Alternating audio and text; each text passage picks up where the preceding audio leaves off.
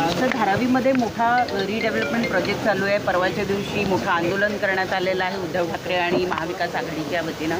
एकूणच या प्रकल्पाबद्दल आपली काय प्रतिक्रिया? एक मोठा प्रकल्प मुंबईमध्ये येतोय, तो मुळात परस्पर अदानीला का दिला इथपासून सगळी सुरुवात होते, कळलं का? आणि अदानींकडे असं काय आहे की ज्याच्यामध्ये विमानतळ पण तेच हाताळू शकतात, कोळसा पण तेच हाताळू शकतात, बाकीच्याही गोष्टी तेच हाताळू शकतात.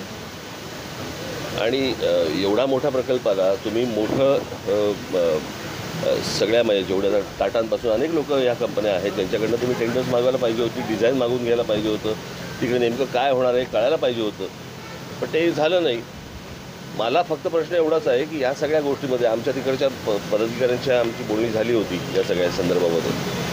आणि अदानी ग्रुपचे कोणीतरी एक जण आहेत, त्यांनाही म्हटलं मला पहिलं डिझाईन तुमच्याकडनं मला दाखवा, हेही झालं होतं. मला फक्त एवढाच विषय आहे की आत्ता हे जे आता काय कोण सरकार म्हणलं तुम्ही? महाविकास आघाडी. कारण आज का जागा आली? मला असं वाटतं जाहीर होऊन मला 8-10 महिने झाले असतील ना.